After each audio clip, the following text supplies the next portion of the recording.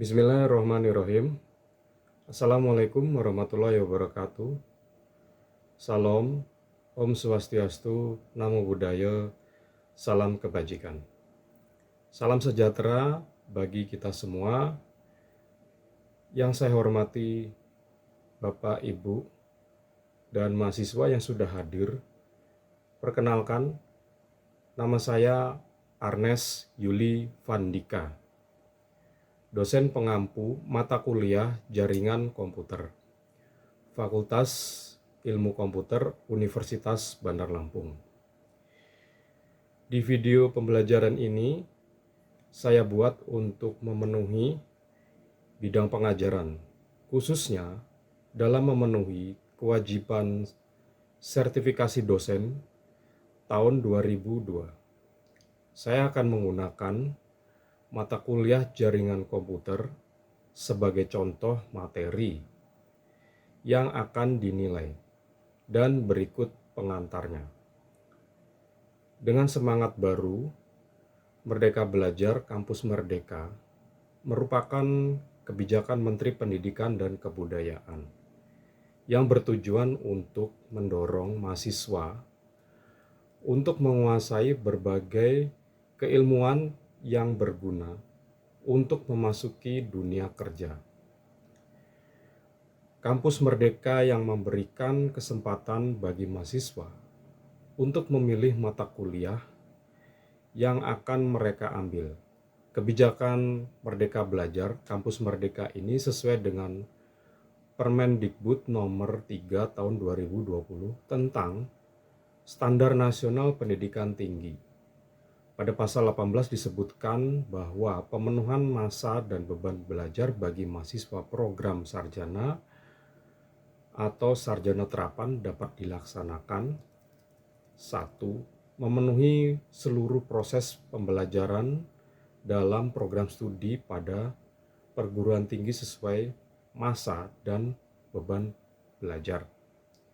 2. Mengikuti proses pembelajaran di dalam program studi untuk memenuhi sebagai masa dan beban belajar, dan sisanya memenuhi proses pembelajaran di luar program studi. Adapun materi kuliah ini saya susun 16 kali pertemuan sebagai rencananya, dan sebagai visi dan misi pokok bahasan mata kuliah ini yaitu: 1. Mahasiswa mampu mengkonfigurasi jaringan komputer dan troubleshooting, perbaikan setting maupun kesalahan ataupun kombinasi settingan yang ada di dalam jaringan komputer tersebut. Di mana mata kuliah pembelajaran ini meliputi dari: 1. Konsep dasar jaringan. Yang kedua, model referensi OSI. Yang ketiga adalah logical topology. Yang keempat adalah protokol bridging dan switching. Ini akan diajarkan sebelum UTS. Kemudian kita ke UTS. Lalu setelahnya adalah materi routing dan routing protokol. Kemudian yang berikutnya adalah materi internet dan koneksi ke internet. Dan yang terakhir adalah UAS. Untuk itu, berikut ini adalah contoh video perkuliahan yang saya ajarkan di kelas. Simak videonya berikut ini.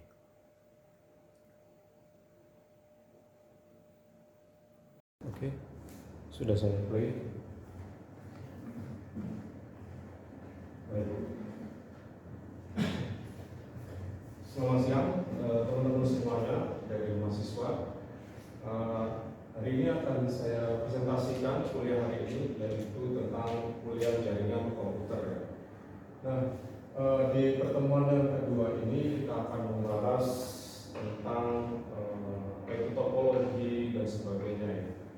Saya coba next. Nah, saya mulai dari dari definisi jaringan dulu, yaitu di mana kuliah jaringan komputer adalah mata kuliah yang mempelajari tentang komunikasi antar komputer, ya, baik itu dalam bentuk perangkat, alat yang terhubung secara arsitektur jaringan komputer yang diaplikasikan pada intranet maupun internet. Jadi seperti itu. Nah, kemudian nanti ada beberapa istilah, yaitu yang pertama yang paling sering adalah topologi. Jadi topologi sendiri adalah suatu cara atau konsep, ya, yang digunakan untuk menghubungkan dua komputer, ya, atau lebih, ya, berdasarkan hubungan geometris. Jadi geometris ini dalam bentuk lokasi, ya. Jadi ya, antara unsur dasar penyusun jaringan, yaitu berupa node, link, dan station. Station sendiri adalah komputer kliennya atau PC. Di sini ada intranet, ya. Jadi intranet itu lokasinya dalam suatu wilayah, ya, sendiri. Nah, intranet sendiri adalah suatu jaringan private. Jadi jaringannya jaringan private, ya, yang terhubung dengan menggunakan protokol, ya, protokol sendiri. Ya, protokol sendiri di sini adalah aturan. Protokol ini adalah maksudnya aturan.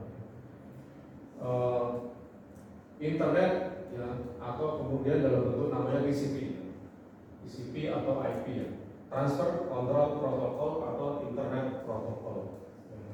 Untuk berkomunikasi, ya, mengirimkan informasi rahasia dalam lingkup terbatas, misalnya sekolah, universitas, dan perusahaan. Sebenarnya kalau dalam konteks sekarang, ya, itu tidak ada rahasia. Jadi informasi sudah dilepas begitu saja, ya, dalam bentuk informasi yang global, ya. Contohnya kayak sosial media dan sebagainya, itu sudah susah sekali untuk kita menggunakan kata rahasia. Next. Terus kemudian ada internet. Internet sendiri yaitu jaringan besar, yang saling berhubungan, ya, dari jaringan-jaringan komputer yang terhubung menghubungkan orang-orang, ya, komputer di seluruh dunia. Dan kalau konteksnya kalau sekarang adalah tidak hanya menggunakan komputer, tapi Anda bisa menggunakan handphone, gadget, ya, tablet, laptop, ya, terus kemudian ya apapun itu yang berhubungan dengan internet itu pasti terkoneksi, terlayani, ya, di seluruh dunia melalui telepon, satelit, dan kemudian dan sebagainya. Jadi zaman sekarang tidak terpaku dalam satu layanan internet, tapi bisa menggunakan satelit medianya atau dengan media sistem komunikasi yang lain, seperti yang saya terangkan tadi. Next. Kemudian LAN sendiri adalah kepanjangan dari Local Area Network, di mana jaringan komputer yang jaringannya hanya mencakup wilayah kecil, seperti jaringan komputer kampus, ya, kemudian gedung, ya, kantor. Jadi kalau misalnya ada gedungnya ada 3, ya, itu bisa disebut sebagai LAN, ya, local area, jadi dalam suatu lokal LAN.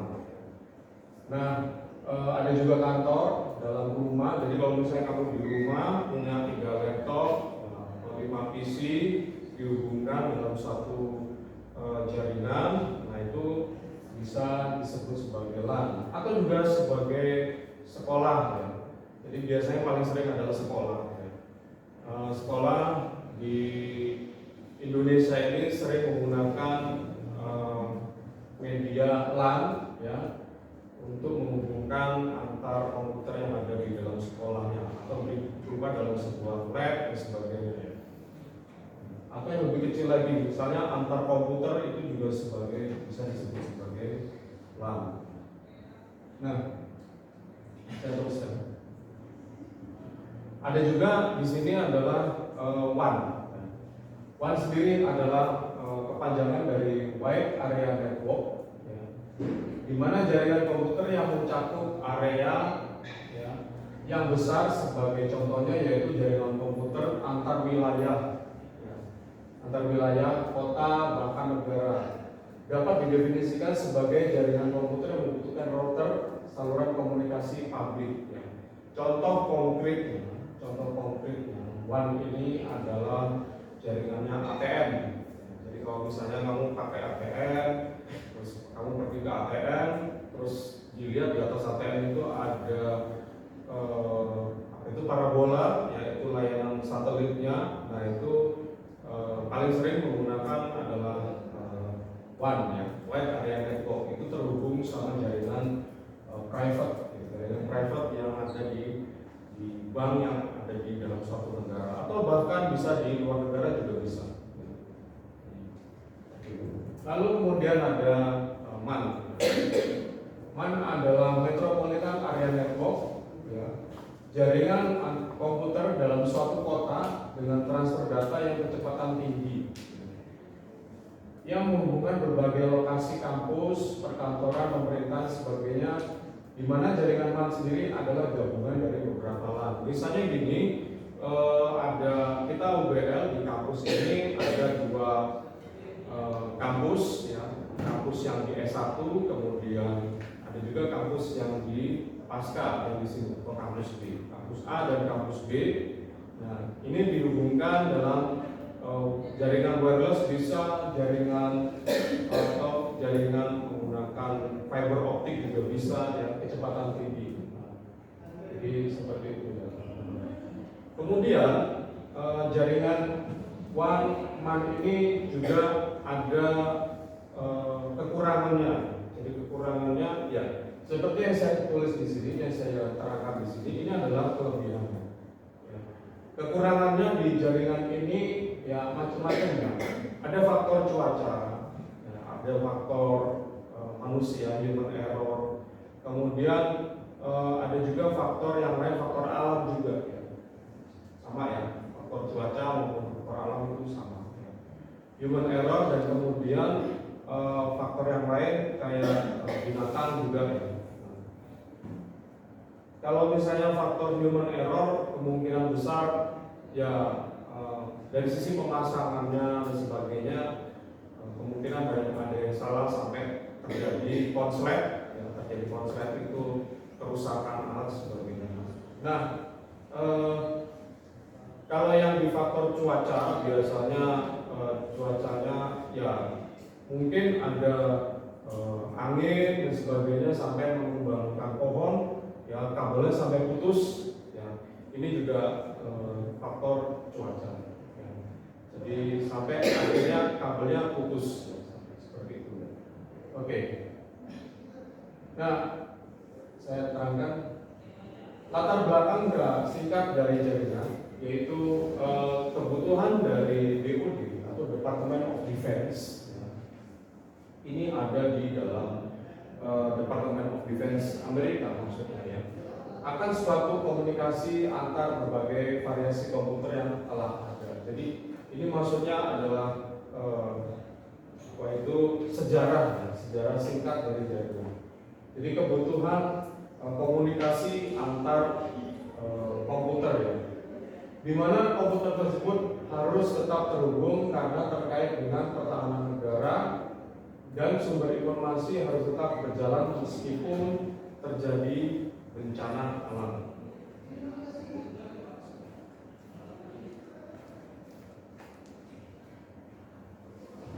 Oke.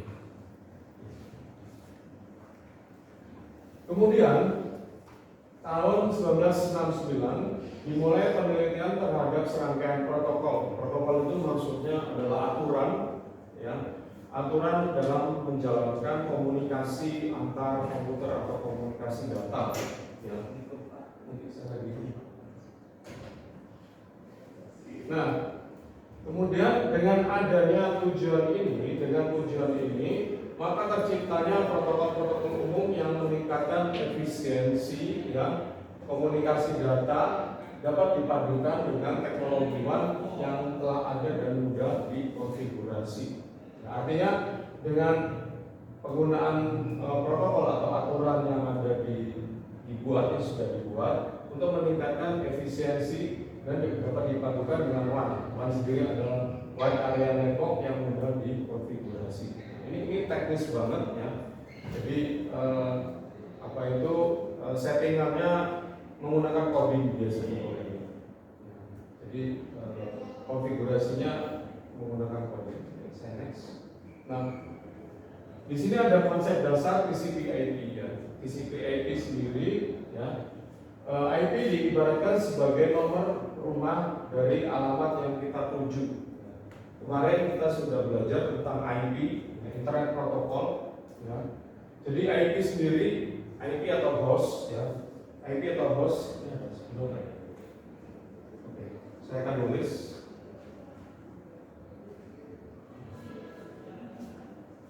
IP atau host, IP ini adalah host.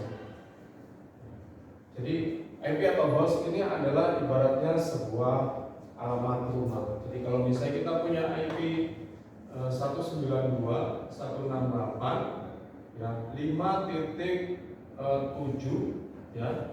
Yang mana yang host? Yang mana yang host? Yang mana yang network? Yang ini apa? Kemarin yang ini apa? Yang ini adalah host ya. Yang ini adalah yang 5 adalah network. Nah, ini adalah contoh dari penggunaan IP. TCP/IP merupakan sekumpulan protokol yang terdapat dalam suatu jaringan yang digunakan untuk berkomunikasi, bertukar data antar komputer. Sebenarnya tidak hanya menggunakan komputer sendiri. Anda bisa menggunakan handphone. Ya. Zaman now sudah sangat canggih sekali. Tidak hanya menggunakan laptop, ya, tapi menggunakan handphone pun Anda sudah bisa menggunakan WiFi. Anda terhubung WiFi pakai handphone itu juga bisa. Ya. Tapi kalau handphone kan layarnya kecil ya, jadi susah untuk mengerjakan sesuatu di situ. Contohnya kalau kita ketik, ya ketikannya banyak sebagainya. Kalau kita menggunakan handphone, agak susah. Nah, makanya kita menggunakan laptop atau komputer. Merupakan protokol standar pada jaringan internet yang menghubungkan banyak komputer yang berbeda, jenis mesin maupun sistem operasi agar dapat berinteraksi satu yang sama yang lain. Jadi dengan menggunakan IP ini, ya kita dapat bertukar data. Ya, targetnya ini adalah menghubungkan banyak komputer agar dapat berinteraksi dengan sama yang lain. Jadi interaksi dengan yang lain. Jadi interaksi ataupun bertukar data atau bahkan kita chat. Ya. Chat itu kan interaksi dengan satu sama yang lain. Ya, kita chat pakai WhatsApp sebagainya. Anda matikan, misalnya matikan komunikasi datanya, pakai datanya dimatikan, kamu terhubung dengan WiFi, lalu Anda menggunakan WhatsApp, terus kemudian ada chat, itu juga bisa kan ya. Nah, jadi nggak mesti pakai komunikasi pakai data. Ya, jadi seperti itu. Nah, konsep dasar IP ya ini sebenarnya kelas IP ya kelas IP yang sering dipakai oleh dunia jaringan. Ya, IP yang dipakai di sini adalah IP versi 4. Ya. Jadi IP versi 6, IP versi 4, ya. IP versi 4. Ya. Kalau yang terbaru adalah IP versi 6, IP versi 6. Ya. Nah, perbedaannya kalau misalnya versi 4 itu jaringannya skupnya kecil, ya skupnya kecil, jaringannya cuma di sini-sini aja. Nah, kalau misalnya IP versi 6 itu jaringannya lebih luas lagi, bahkan nanti kedepannya si yang menggagas ide bahwa nanti manusia akan ditanam IP. Jadi tidak hanya handphone ataupun laptop yang ditanam IP, tapi manusia akan ditanam IP. Itu adalah idenya dari Elon Musk. Tahu Elon Musk? Elon Musk? Udah tahu siapa Mas? Siapa? Kerjaannya apa? Yang punya siapa? Ya, oke. Ya. Jadi yang punya Tesla ya. Jadi yang punya Tesla adalah Elon Musk dan nantinya akan membeli ada yang tahu sosmed yang terbaru, sosmed yang lama sih, Twitter. Gitu.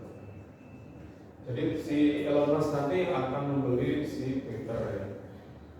Idenya dari Elon Musk ini manusia akan ditanam IP. Jadi targetnya apa? Targetnya kita adalah kesehatan. Ya. Kita tahu kalau misalnya manusia ditanam IP, terus kemudian kita bisa tahu kondisi kesehatannya, targetnya itu. Ya. Kalau misalnya Anda teman-teman punya orang tua, terus kita pengen tahu kesehatannya orang tua kita, ya kan ya, dengan menggunakan IP kita menggunakan handphone pun kita bisa tahu kesehatannya orang tua kita lagi kondisi fit atau enggak ya. Itu jauh menuju ke kondisi atau ke bidang kesehatan. Jadi tujuannya adalah ke kesehatan. Jadi human right, jadi manusia. Jadi targetnya adalah kesehatan manusia. Nah, itu adalah itu pengetahuan tentang IP. Nah, di IP sendiri atau Internet Working Protocol, yaitu protokol sendiri adalah ya, kalau yang boleh saya tulis adalah protokol. Ini adalah kalau dalam bahasa Inggrisnya, tapi kalau bahasa Indonesia adalah aturan. Nah, merupakan protokol internet atau aturan internet yang diperlukan fungsinya adalah sebagai pengalamatan fragmentasi. Kalau fragmentasi itu dipecah-pecah. Jadi fragmentasi seperti itu, dan kemudian pengiriman datagram pada jaringan. Format alamat IP sendiri, di mana IP panjangnya adalah 32 bit, ya, dibagi dalam 2 bagian. Ada network ID yang menunjukkan kemana host yang dihubungkan. Ingat, di sini ada network dan ada host. Di sana ada network ID, kemudian kemana host akan dihubungkan. Host ID memberikan suatu pengenal unik pada setiap host pada sebuah jaringan. Nah, IP ada kelasnya, kelas A, B, dan C. Kalau kelas A ini biasanya dari 1 sampai 126, kemudian network ID 126. Nah, ini biasanya kelas A ini dipakai sama IndiHome. Ini luas banget. Kelas A ini luas banget. Ya. Tahu IndiHome ya? IndiHome koneksinya ya, IndiHome untuk internet sebagainya, untuk WiFi. Nah, kemudian yang kelas B juga biasanya dipakai sama IndiHome. Nah, kalau yang di kelas yang kecil kayak misalnya di lokasi lab, sekolah, sebagainya, itu kelasnya adalah kelas C. Ya, biasanya kelasnya kelas C. Nah, lokasinya ruang lingkupnya kecil, ya, jadi nggak terlalu besar. Oke. Di dalam layanan TCP/IP sendiri itu ada pengiriman file,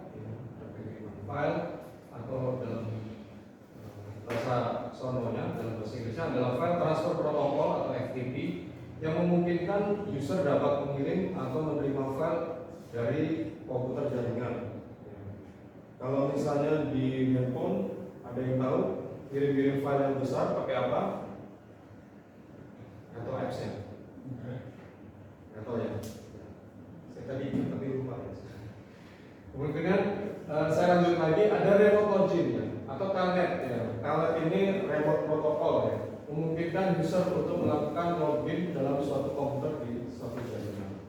Terus ada juga SMTP ya, Simple Mail Transfer Protocol, ini untuk pengiriman mail ya, kirim-kiriman email sebagainya menggunakan Gmail sebagainya ya.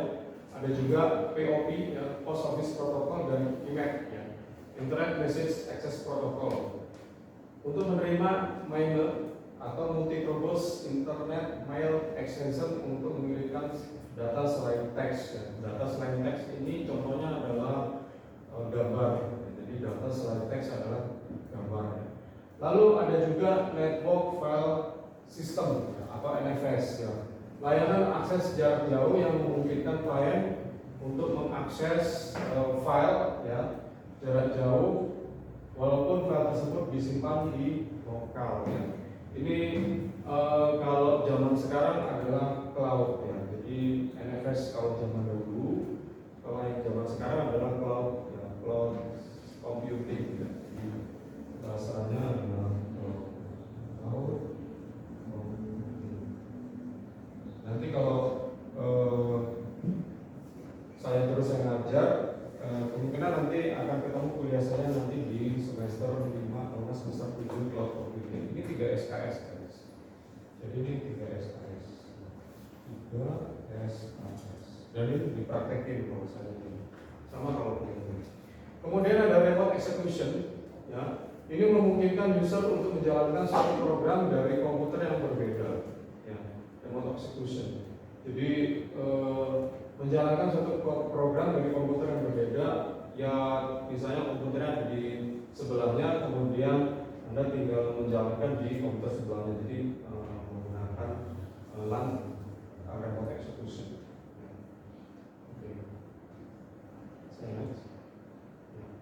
Nah, ada juga yang namanya name server ya, atau DNS ya, domain name server, di mana database alamat yang digunakan pada internet. Seperti yang kita ketahui, manusia itu tidak mungkin mengingat IP yang segini banyak. Misalnya gini, satu kelas punya IP masing-masing, nggak mungkin diingat ya. Nah, caranya supaya manusia mengingat adalah IP dialihkan, ditransfer. IP, jadi IP ya, IP ditransfer ke nama. IP ditransfer ke nama. Nah, ke nama ini disebut adalah DNS atau domain name server. Domain name server. Nah, contohnya adalah seperti yang kita ketahui. .com ada google.com. Kalau kita ping, misalnya kita ping 888 itu adalah punyanya Google ya. 888. Misalnya kamu ketemu ada orang pingnya 888 itu berarti pingnya 8. Pingnya Google. Ada juga ya, DNS ini macam-macam, ada Google, ada detik.com, ada Google.co.id sebagainya ya. Itu adalah sebenarnya IP ya. Jadi misalnya ini contohnya adalah google.ac.id ya, itu sebenarnya adalah IP ya. Itu adalah IP. Kalau misalnya kamu ping Google.co.id itu pasti yang kelihatan adalah IP-nya ya. Jadi nggak mungkin kita mengingat IP yang ada di Google berapa ya, terus kita tulis di situ di browse itu kemungkinan nggak kuat ya, kita nggak lupa ya nama IP-nya apa sebagainya. Nah, itu adalah contoh dari domain name server ya. Jadi database alamat yang digunakan pada internet. Nah, kemudian ya selain ini juga banyak sekali adalah domain yang ada di seluruh dunia. Jadi kita nggak mungkin ngapalin seluruh dunia, itu banyak sekali. Lalu ada IRC sendiri adalah internet relay chat ya. Kalau dulu namanya IRC, tapi kalau ini adalah chat streaming ya, bisa video call sebagainya ya. Tapi kalau sekarang zaman now ini sudah digantikan ada pakai aplikasi ya, apps ya, aplikasi apps yang cukup terkenal ya. Yang sering kamu pakai apa? Yang hijau itu? WhatsApp. Ya. Selain WhatsApp apa lagi? Telegram. Ya. Kalau Instagram itu untuk sosmed ya teman-teman. Bisa juga sih untuk ngechat ya, tapi lebih ke sosmed. Ya, tapi kalau yang untuk khusus untuk chat adalah WhatsApp, Telegram, apalagi? Messenger, apalagi? Line, good ya. Apa lagi? Ada lagi? Oke. Nah, itu adalah contoh-contohnya ya, banyak sekali ya. Kalau ada juga yang dulu itu saya lupa itu ya. Dulu mau dibeli sama Elon Musk. Nah, itu adalah contoh dari IRC ya, Internet Relay Chatting. Terus kemudian saya next. Oh enggak ini. Oke, baik. Sampai di sini ya, teman-teman ada yang bertanya ya, mungkin ada didiskusikan ya. Ya kita nggak apa-apa, nanti kita akan diskusi di sini. Ya, mungkin ada pengalaman yang lain ya, pakai handphone ya. Biasanya kalau pakai handphone ya itu sudah ngalahin laptop ya. Jadi teknologi ponsel itu sudah sangat maju ya. Ponsel zaman sekarang itu bahkan RAM-nya mengalahkan laptop ya. Jadi ada satu kasus ini, Kak saya punya laptop tapi kok lemot ya, padahal di handphone saya bagus banget ya. Handphonenya RAM-nya berapa? 12 GB ya kan nggak tahu ya, kita kan nggak tahu ya. Laptopnya RAM-nya berapa? RAM-nya di laptop cuma 4 GB tapi di handphonenya 12 GB. Ada juga kasusnya seperti itu. Jadi teman-teman, handphone zaman sekarang itu sudah sangat canggih ya, dilengkapi dengan RAM dan sebagainya yang cukup tinggi, bahkan RAM-nya juga gede, sampai dengan kameranya bahkan sampai dengan 108 megapiksel kalau nggak salah ya. Itu yang tertinggi. Setahu saya yang tertinggi adalah 108 yang dijual ya. Tapi kalau yang di sana, yang di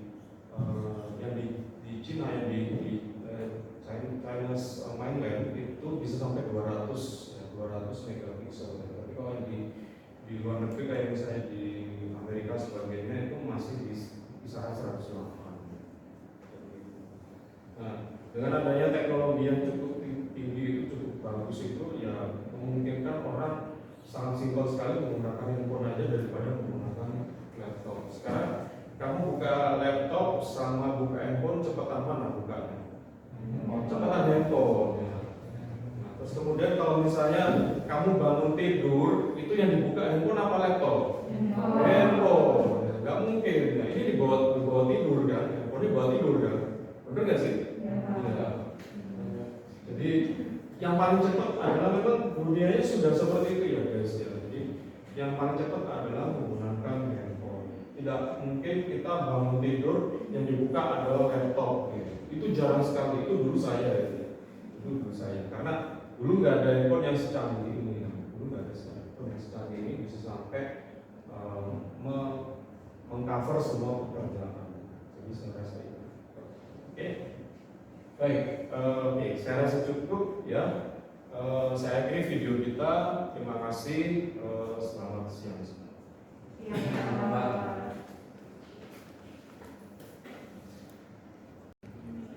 Oke. Berikut adalah peserta kuliah hari ini ya. Nanti kita akan coba mata kuliah yang berikutnya dengan materi yang akan saya berikan minggu berikutnya, di mana materi berikutnya masih berhubungan dengan jaringan ya. Jadi jaringan yang akan saya berikan masih menggunakan jaringan yang dasar ya. Untuk diketahui teman-teman ya, kita akan menggunakan 16 kali pertemuan ya. Jadi 16 kali pertemuan ini akan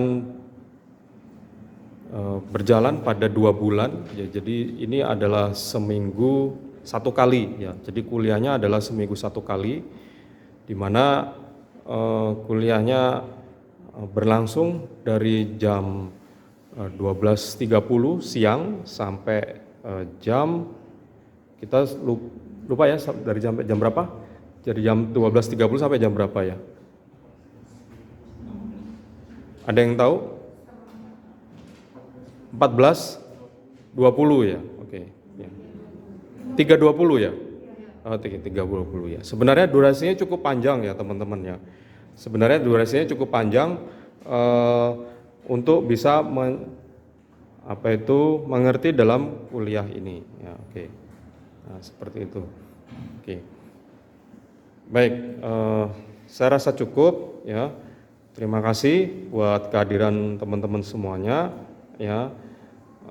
Kita akan bertemu di pertemuan selanjutnya. Terima kasih, selamat siang semua.